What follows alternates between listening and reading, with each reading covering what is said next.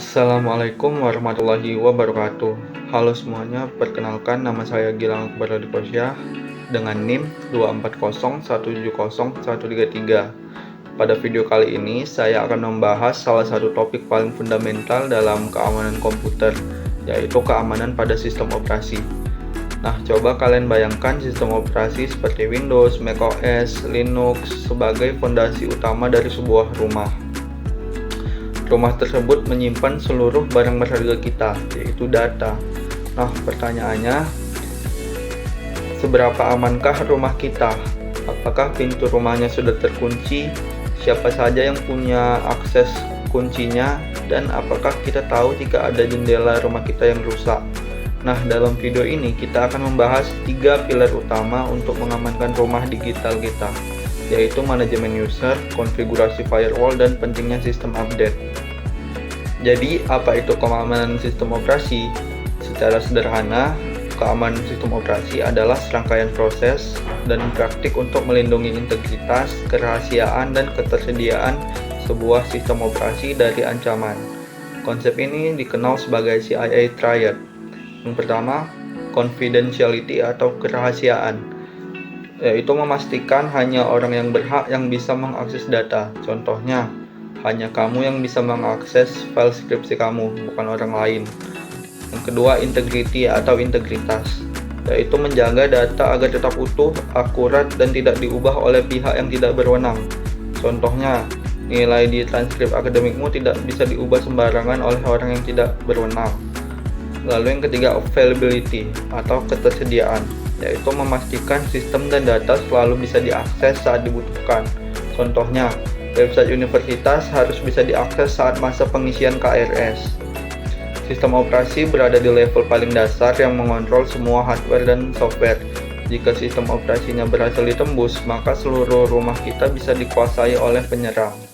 Pilar pertama adalah manajemen user. Siapa yang boleh masuk ke dalam rumah dan apa yang boleh mereka lakukan di dalamnya. Disinilah konsep hak akses atau privilege berperan. Prinsip terpenting di sini adalah the principle of least privilege, artinya prinsip hak akses minimal. Setiap user hanya boleh memiliki akses yang benar-benar mereka butuhkan untuk melakukan pekerjaannya, tidak boleh lebih dari itu. Contohnya di dunia nyata, di sebuah kantor, seorang staf administrasi mungkin punya akses ke folder dokumen surat menyurat, tapi tidak punya akses ke folder data gaji karyawan, karena data gaji karyawan hanya bisa diakses oleh bagian HRD. Di komputer kita, ini terwujud dalam 2 jenis akun utama, yaitu administrator dan standard user. Administrator itu punya kunci utama, bisa menginstal software, mengubah pengaturan sistem, dan membuat user baru. Akun ini punya kuasa penuh.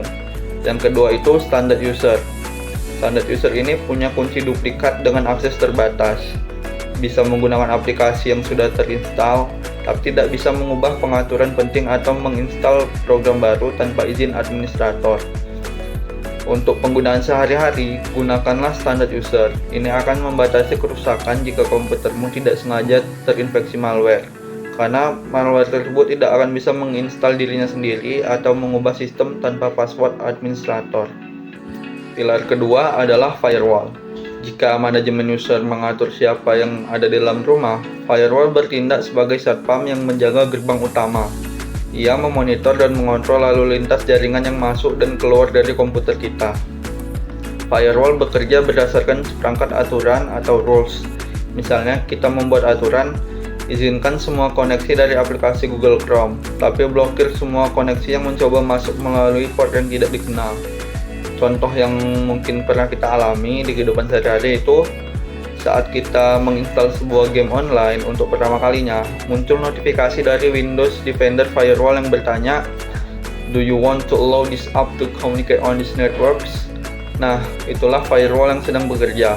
Dia meminta izin kita sebelum membuka pintu untuk aplikasi baru tersebut. Jika kita tidak kenal aplikasinya, kita bisa memilih cancel atau deny untuk memblokirnya. Mengaktifkan firewall bawaan sistem operasi Windows Defender adalah langkah dasar yang sangat krusial untuk mencegah upaya akses ilegal dari internet.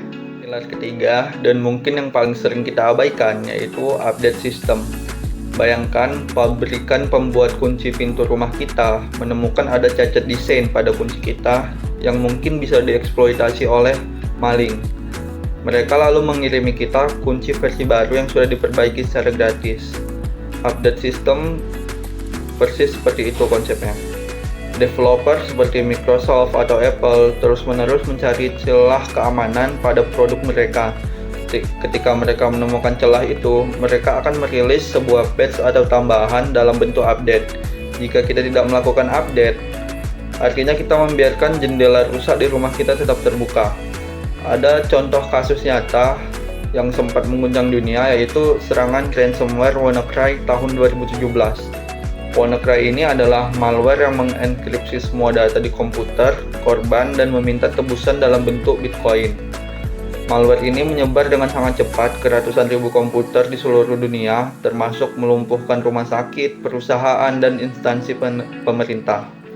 Yang paling tragis adalah WannaCry mengeksploitasi sebuah celah keamanan di Windows yang sebenarnya itu sudah ada patch-nya dari Microsoft sebulan sebelum serangannya terjadi. Komputer yang menjadi korban adalah komputer yang belum diupdate. Ini adalah bukti nyata betapa fatalnya akibat dari mengabaikan update sistem.